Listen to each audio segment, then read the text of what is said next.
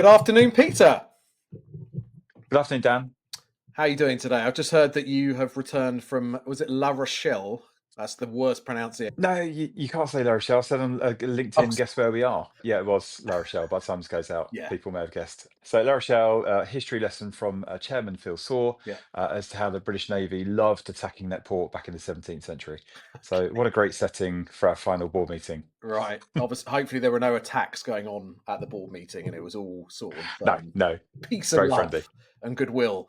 So, Peter, Hugs. I'm going to roll back. You were last on the show, believe it or not, in October 23, 15 months.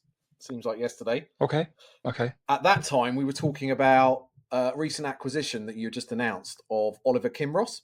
So I guess my first question, because this conversation is going to be a bit about the year that was, and also we're going to look into 2025. How's the acquisition turned out? How's it been? I know you What, also, Oliver Kinross? yeah, I know you travelled to That's far-flung brilliant. places as well. Tell us about it. It's brilliant. We've acquired 7 companies up until the beginning of this year. The Oliver Kinross is by far one of the most outstanding. They approach trade shows in a way that I only ever dreamt of reaching a place where I could feel so comfortable in recognizing trade shows really don't have to be boring. Yeah, And I've been in trade shows 30 years and they can be very boring, Dan. You know, grey carpet, shell yeah, scheme stands, you've seen the score, people go yeah, in there, swap business cards, go home, forget it. And Oliver Kinross approach trade shows in a very different way. They call it the festivalization. And from the moment you walk into one of their shows, they're magnificent. They're full of engagement, twists and turns, and acts and theatre and stuff that's different. And I don't care whether you're a policeman, a doctor, a government official, wherever you are from the world, whatever you do, you're yeah, just human. And when yeah, you take time out to go to a show, you kind of want to be entertained yeah, a little bit. The acquisition is one of the best we've ever done. We're thriving in the negotiation in that process for the acquisition. They asked for, and I 100% supported, no cap on the earnout. Their earnout will be coming to the end at the end of this year. So, 2-year earnout. They've absolutely shot the lights out. This has cost Phoenix Equity Partners handsomely. yeah. Oh my, we should have taken out insurance against this one. Right. Okay. But it's wonderful. They've done incredibly well. Yeah. And we've now got 4 brilliant shows. So London build, New York build, Chicago build, Sydney build. Earlier this year, they launched Melbourne build. Right. And then over the course of the coming year, watch this space for other locations around the world. Okay. And was that your first venture yourself to Sydney to a show? Yeah, it was. And How I was wonder it? what all the fuss was about. Yeah. Brilliant, because I've heard all my life, I'm nearly 50, Yeah. people all my life say, Australia's so amazing, the people are so great, the culture's so great. I just thought, what's all the fuss, honestly? Yeah. And then I arrived out there, and honestly, Dan, the people out there are just Aussies are brilliant, and they love the Brits. They love the Brits, Yeah. and they got such a great sense of humour. And I spent a day and a half in and around Sydney Harbour and fell in love with Australia. Great people. We've launched Melbourne Build. Well, Oliver Kinross have Yeah. launched Melbourne Build, and you know what? We'd love to do more. I think Australia is. I know it's a small market and it's a long way away, Yeah. but it feels a little bit like the UK and the Western of the exhibition market, but perhaps maybe a decade or so ago. And I think there's probably a lot to be done in Australia, so we're interested. Yeah. Did you learn any Aussie phraseology or terminology? Can you give us your best Australian accent? Australia, mate. And so what I did learn is everything in Australia is a question at the end of the sentence. It all goes up, mate. Everything's a question. Ah, very good. You're a good sport. Thank you. Sorry. It's also been a landmark year for 19, particularly with the news not so recently, well, a couple of months ago, of the sale and the growth partnership fund. I was trying to work that out at the time. You sold, but you didn't sell. It's the same. Phoenix is still involved. For those that maybe aren't overly familiar with the deal, tell us what happened and how exciting that is for you and for 19. So I tried to explain this to my 10-year-old son, and I thought, have a go because it's called a continuation fund, which is the most unbelievably complex thing you can ever imagine. It took us 12 months to complete this. And I explained it to Rafe. Basically, Phoenix sold us and bought us back in the same day. Right. So, and he said, "What? So they bought you twice?" I was like, "Yeah, exactly that." He said, That's just silly. So, Nothing like children to so cut to the chase. just cut straight to the chase. So what normally happens in private equity, you go through a round of private equity, which is normally 3 to 5 years. So on average, say a 4 year hold for a private equity house. Then they want to sell because they want to return that investment to their fund, hopefully at 2x or 3x. And then normally you're bought by a bigger private equity house, and then you go back into the next cycle, and so on. Clarion have gone through it, I think, 4 times, Yeah, like Closer Still, 4 or 5 times. So this was our primary round with Phoenix. It ended up being 6 years, which was 2 years too long, but that was because of COVID. sure. COVID basically held us up for 2 years. And then at the end of the cycle, we were exploring the options of we sell to the next private equity house. We already had, the beauty parade of other houses, courting us. And then Phoenix realized that they wanted to hold on to 19 longer. And we realized that we really enjoy working with Phoenix. Yet their fund that have now held 19 Group for 6 years, they want a liquidity event. So they were, hang on a second, no, we want if 19 is doing well, we want a transaction, we want to see some, gain. So the continuation vehicle in the old days used to be used to move on distressed assets. So continuation vehicle was known if a PE house had struggling assets, you'd use that to sell them out of an old fund and just move them into a new fund. Yeah, But more recently in the PE world, they've realized they can use that same vehicle to keep hold of trophy assets. So Phoenix had us and Envisage Dental, yeah, I which saw is that. another of their portfolio companies that was doing incredibly well, and use a continuation fund to effectively sell us from the old fund so everyone got paid out, but then raise a new bespoke fund called the Growth Partnership Fund to actually buy us and Envisage Dental back into that new Right. fund. And that new fund is still managed by Phoenix Equity. So basically, we were sold and bought, but the PE house, otherwise known as the sponsor, Yeah, remains yeah. for another cycle. And where does so it's a new fund. I guess one question comes to mind is who funds that new fund? So there's two lead Yeah, investors, Klein Hill Partners and Landmark Ares. right, So they're the two main leads that have put the bulk of the capital into that fund. And then behind them there sits a whole range of syndicate investors right. that have come in behind them. And then, of course, the management teams of the Yeah, business. So for 19, all of our management team, including myself, all rolled. It's sure. usually about half Yeah, your proceeds into the next cycle. And the nice thing about 19, and Phoenix said they've never seen this before, is every single director in a business rolled forwards. sure. And a lot of our directors, Dan, rolled more than 50%, Right. some 70, 80, So it shows the 100% forwards. confidence that they've all got. Yeah. Yeah. And And when you, another really nice thing is even all of the companies that we bought where the earnouts have, finished, have been and gone, Mhm. they came back and said, look, could we just reinvest new Right. capital into Yeah. the next season of 19 groups? That Amazing. was, you're absolutely Yeah. right, a great endorsement Yeah. of the business. And when you say syndicate investors, do you know who they are? Like, Mm. or is there any sort of So grey area that you don't actually know who owns all the bit, like everything to do with the business? yeah, we do. I Yeah. mean, it's not something that's so visible for us or something we really need. That's Right. Phoenix's job. Yeah. We manage 19, they manage their fund and their investors. So yeah, we do. Probably 2 months ago, I was remembering a lot more of the names. No, The sure. You don't other have to names name them. I'm is just interested to know because obviously you want to know, I guess, who's investing in the business. Um, yeah, yeah. okay, so it sounds like a huge opportunity. How is this going to help shape?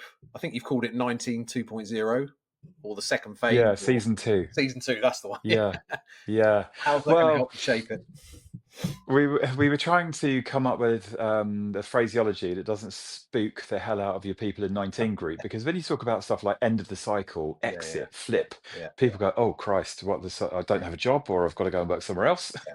So we said, if you imagine Netflix, it's like going from having a series, but you go from season one to season two, Sure. and broadly, the cast and the plot stay roughly the same. Although somebody reminded me that Sean Bean in Game of Thrones was killed at the end of season one.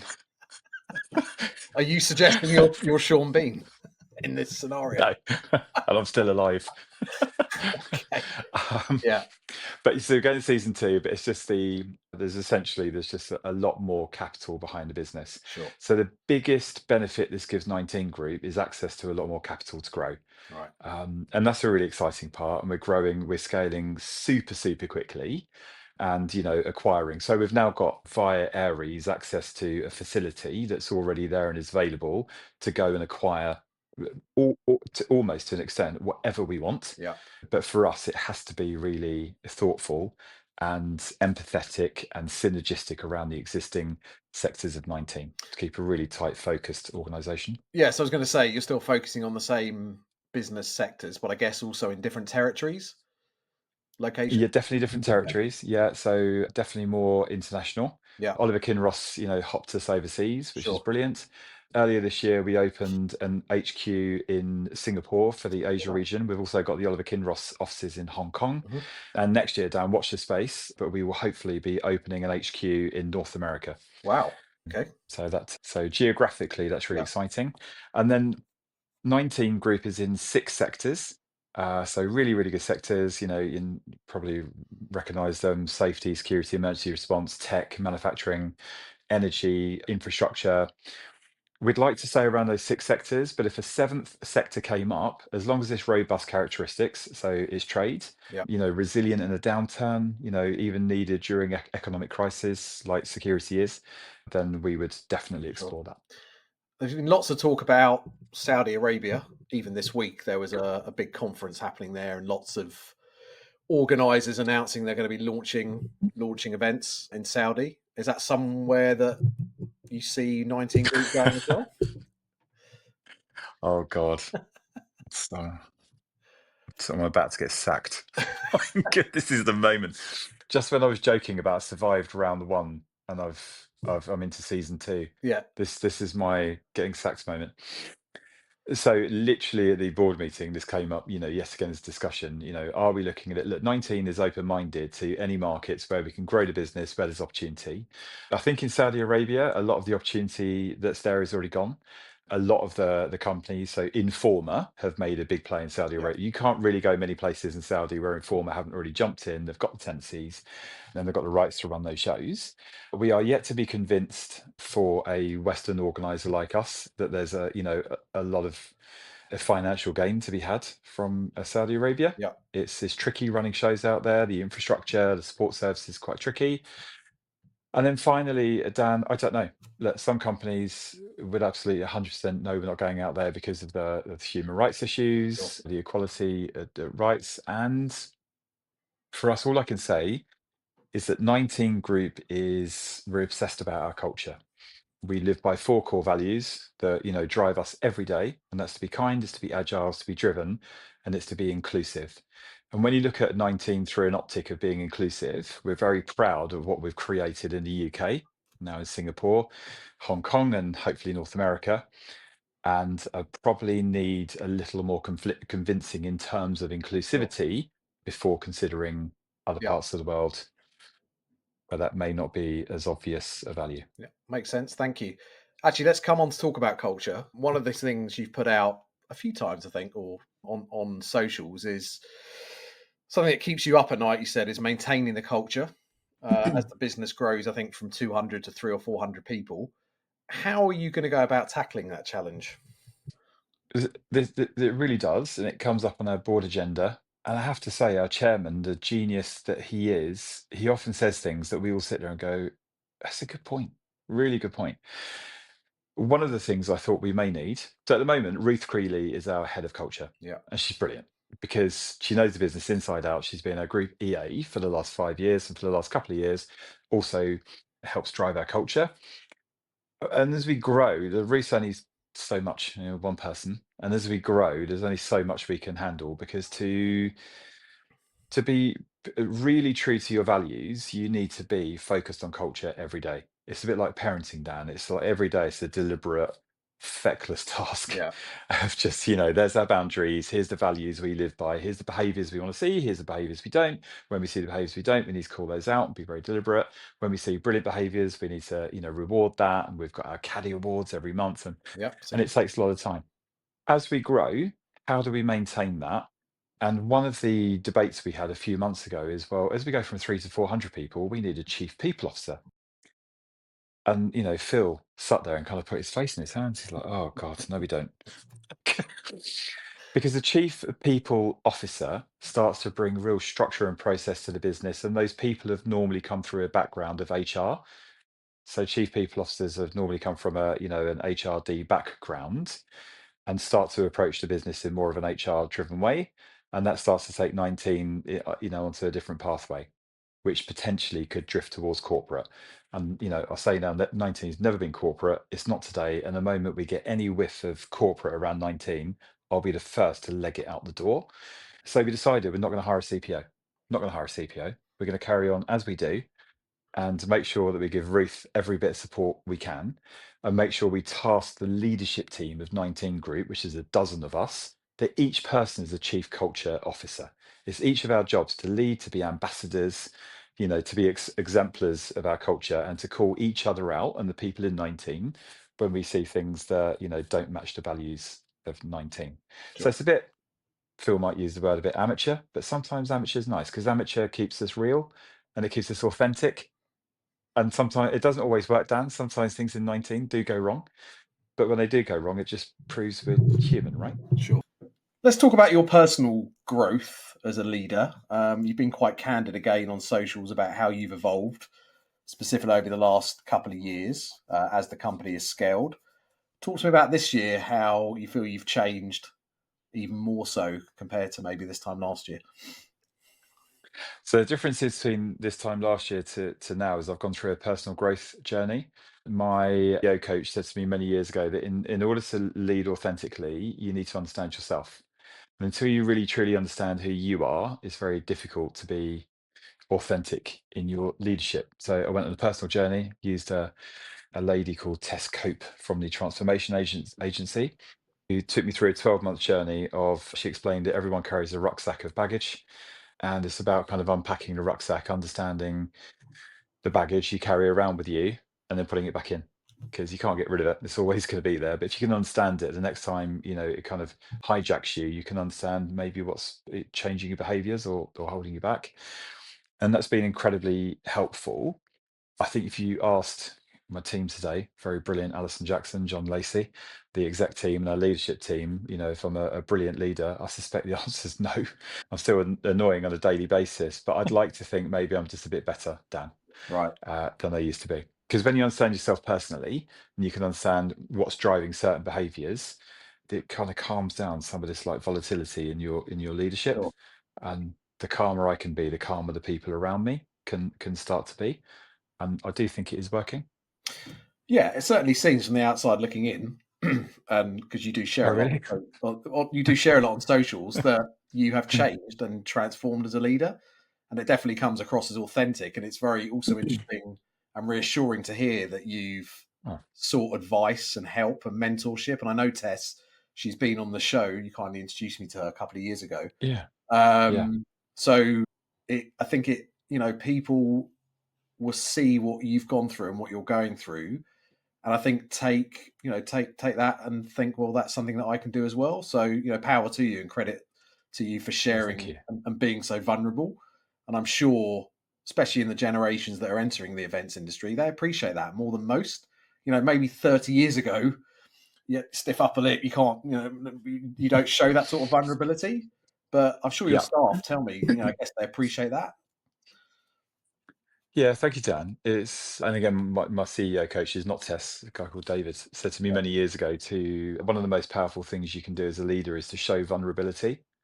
And that's really, really hard. And I have to be honest, when we started 6 years ago with, private equity backing, I just that comes with fear and trepidation because I always thought if I show vulnerability, I'm kind of exposing myself to get sacked. At some point, I'll get exposed, somebody will Yeah, trip me up and, yeah, I'm out, new CEO comes in. But actually, I just realized to be vulnerable is very powerful because it helps people around you to also be vulnerable. Because if you put on this facade, which I used to, that, super resilient, tough nut CEO, infallible, I'm the leader, I've got all the answers, it creates this unrealistic image for people around you that, oh my God, I've got to try and be like that. And that's just exhausting. yeah. And then also, as well, that people are not silly. They can probably see that's not really the real me. And then that's, not truly authentic. So yeah, No, it's been quite, it's going to say it's great to see that we can still grow as we age. yeah. You mentioned before the KADI Awards and the awards which are connected with the values of 19. I also saw that this year you launched the Academy of Excellence, I think, for sales. Was that in direct response to, because I know Closer still have a sales academy, and lots of organisations do now, both inside and outside the events industry. Is that because it's just so hard to get people to come into the industry, so you're trying to create your own academy and centre of excellence? Tell me about that, how that's worked and how that's going. It's not about it's so hard to get people or get people into the industry. Do you know, at 19, I'd rather take somebody from outside of the industry. I've been in the event industry for a very long time, and sometimes those who move around the obvious, the usual organisers, get very complacent. Sure. So some of the best talent in 19 are people that have come from outside. They're ex-grads that have come in. It's about the Academy of Excellence for Sales was about teaching people to be the very best salespeople they can be. And we've tried in many different ways before that haven't been successful. So we've tried, the virtual online training platforms, and for us that wasn't effective. We're a face-to-face business, so you can't train somebody virtually. Well, we've got to practice what we preach. Then we've tried doing the whole sending people away for the 2-day training course in a hotel, for that, whatever. We've come from the days of, is it, God, come down, help me out. Oh Dipida. yeah, I used to do Dipida. AIDA. Aida. There's Dipida and Aida. That's AIDA. it. Dipida. Aida. Attention, interest, something like awareness. Oh god, I can't remember now. I Oh, should know yeah. this. I'll have to revise. Yeah, come on. Yeah, So we've done that, and you go away on a 2-day training course, and come back and you've forgotten 90% of it, and it's like a yeah, one-size-fits-all training. So the academy, when I looked around 19, I realized that we've got absolute a wealth of experience. I've got to stop calling them the vets because that hasn't gone down very well. Let's call them the ambassadors, right. those that they've been around the block, they've seen it, they've done Yeah, it, and the experience they've got, the war stories around the campfire are incredible. And we started to think, how can we share that amongst the people less experienced, the young uns on the sales floor? How do we share that? And if you say to your ambassadors, look, would you take time, to go and help out Ollie, share some of your experience? Of course they will, but it's very difficult to maintain that because life gets in the way, busy days get in the way. So we created the academy to mix training. So I mean, Carl Richards, who has been absolutely phenomenal. I'm going to regret saying this because he'll now get hammered on LinkedIn and he won't be available for us next year. But he has been absolutely brilliant. So he does the basic structure training, and then we brought 9 ambassadors in to mix them into all of these training modules throughout the course of the year. So they can then talk about how it's applied to them in their world, on their shows, and their war stories around a campfire, and mix those two together sure. with the people that are absorbing like sponges that maybe are newer, younger into a sales environment, and to share all of that knowledge. We put that together. It's 12 months, and what has come out of the other end is really, truly impressive. So we're going to carry on that to be inclusive. This is not just for sales. We're going to launch an Academy of Excellence for marketing, Okay, an Academy for operations, and an Academy for finance over the coming year or two. It's been really fantastic. effective. Thank you. Want to talk about want to look forward into 2025. We're sitting here in December 24, not just for 19, but let's talk about some challenges that you feel that the industry, trade show and exhibition industry, or B2B events industry, however you want to call it, are facing at the moment and may well face in 25, whether external threats or whatever you feel. Give us a sense of what's going to stand out for you. I I don't really. I don't think there's any external threats that face us unless, Putin sends a missile at the NEC Hall 5. That will Yeah, be a problem. yeah. Did I just say COVID 26? Well, I'm thinking more You heard it maybe here first. economic. I'm thinking more economic. So I'll give yet another mention. Phil Saw, chairman, has said, there's more millionaires made in a recession than any other time. Just because there's a recession or an economic downturn doesn't mean to say that businesses still don't thrive or need to Sure. work even harder.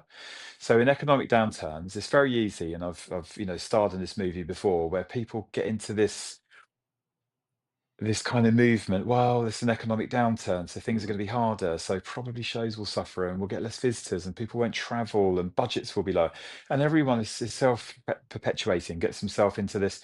And sometimes this comes from the leadership down, and then your sales team. Well, obviously it's hard times, isn't it? So we're not going to. And it's kind of nonsense because in in hard times, Dan, companies need to work even harder to generate leads. Because in a recession, it's never more important to try and A, hold on to the customers you've already got, and B, go out and dig even harder to find new customers. You need to do that more than ever in the hard times. What COVID did for us was to evidence how important, face to face is. So how important trade shows are. Because those companies that had 2 years off of actually appearing at face to face trade shows, guess what? Across the board, they suffered. The most powerful way to generate business is to be face to face with your, potential customer. The most powerful way, even more importantly, especially during a recession, to hold on to your existing customers is to be face to face with them. Sure. Businesses, grown on relationships, and relationships are formed on trust. And the only way truly to trust somebody is to be in front of that person. Thank you. Um, And do you see, just broadly for the industry, M&A activity continuing as it has? Because the last couple of years, 2 or 3 years, it's been prolific with you guys included. yeah. Do you see that continuing? Yeah, it's getting harder.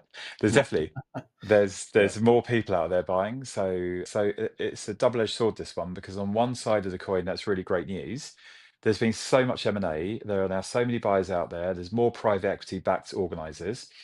There was a time, Dan, 3, 4 years ago where we almost had a free run at 19. Now, when we step into, the ring of a potential acquisition, we're up against at least 5, 6, 7 other, kind of hot buyers.